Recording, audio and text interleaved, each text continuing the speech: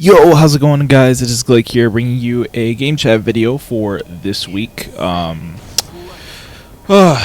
It's been, I guess, last week was pretty crazy. We got to see a lot of cool stuff, video game related, and oh man, Gamescom happened last week. In case you guys are unaware of that, Gamescom is basically a video game convention that takes place in Germany.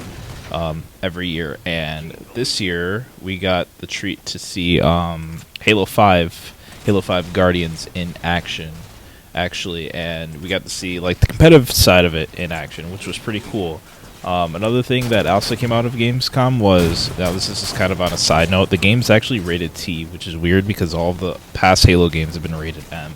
So I guess they're really trying to make this game accessible to like a wider range of audience. So I guess it's pretty cool that it's rated T. I just hope it really doesn't take away from the story at all, because the story seems to be really interesting in this game. But anyway, let's jump into what I'm about to talk about today, which is basically centered around Halo 5 eSports. So like I was saying, during Gamescom we were able to see like the actual game, well, the current build of the game, in action in a tournament setting. So there were multiple teams going head to head.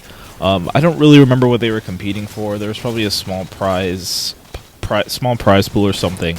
But most importantly, we got to see the game in action, like in a tournament setting, and it's actually looking pretty cool. Like, it looks really good. It doesn't look too different from the beta build that we saw in December, I think, is when it came out. Unfortunately, I didn't have a chance to play that, but so far it's looking really smooth, really good. I don't know what else to say. This game definitely looks a lot like Halo 4, just, you know, kind of running on a newer engine, I guess, and everything's a lot more polished, 60 frames per second. It just looks really, really, really good.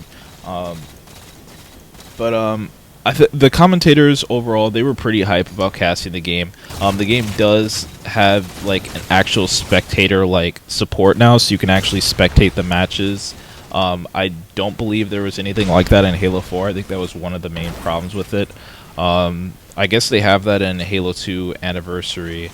So I'm assuming that's why, you know, the game's doing pretty well competitively right now. But my personal thoughts on 343 going forward with the development, or with the development of their esports side of the game, is they seem to be doing pretty well. They're doing pretty well with their with Halo 2 Anniversary.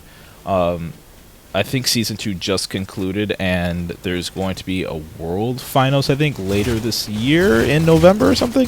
I don't really remember, but I know Season 2 just concluded. I'm going to have to keep up to date on that. But they did announce at Gamescom that the Halo 5 World Championships will be a thing. So we will be getting like a Halo 5 Championship Series, probably kicking off sometime next year, or maybe late this year, but we will definitely be getting that. And what was pretty cool is that they showed a bunch of logos underneath like the design they had for when they announced it, Halo 5 World Championships, blah, blah, blah. They showed a bunch of logos, and MLG and ESL were one of the logos underneath like the whole title announcement, and that got me pretty hyped, because I mean, everybody wants to see Halo return to MLG. I do, and I don't even play Halo avidly anymore, but a lot of people do. A lot of people want to relive that nostalgia. They want to bring back old Halo, I guess, in a way. They just want things to be how they used to be, because Halo unfortunately kind of ended kind of abruptly. Competitive Halo, that is. I mean, we got Reach, which did pretty well in my opinion, but when Halo 4 came out, it's like everything kind of just fell down from there. But I feel like Reach was pretty good. It was pretty good competitive wise, but Halo 4 just kind of took a huge leap back as far as catering to the esports crowd goes. Now, 343 has a huge chance to just turn this around a full 360 degrees with Halo 5, and they seem to be doing well so far. Also, I think it's worth mentioning that along with the MLG and ESL logos, there was a YouTube Gaming logo and a Twitch logo. Now, obviously, this probably means that the tournaments will be broadcasted on both Twitch.tv and YouTube Gaming when it launches. YouTube Gaming is supposed to launch this summer, so we'll probably be seeing that pretty soon. So, you know, the game or Halo 5 launches in October, so if they are planning to get YouTube Gaming out before the end of the summer, I can definitely see tournaments being streamed live on YouTube Gaming, which would be pretty sick.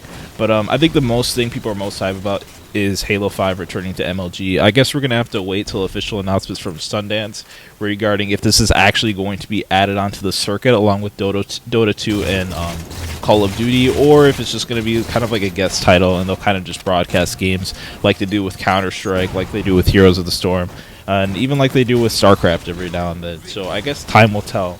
But last thing I want to quickly touch on is whether or not Halo 2 Anniversary and Halo 5 can coexist. Now, if Halo 5 completely bombs, like if it's actually really terrible, identical to Halo 4, we could have a pretty big problem on our hands. And I think what will end up happening is the community will kind of divide. There will be players who want to play Halo 5 competitively, and then there'll be players who want to play Halo 2 competitively. And I think that's a perfect opportunity for both games to coexist, but it's really up to 343. 343 can immediately shut down like their operations as far as catering to one game or another, and it can be completely over. So I guess at the same time, there's only really a possibility for one game to exist, but you never would know what happens. If 343 is really for the community, they can definitely make it work.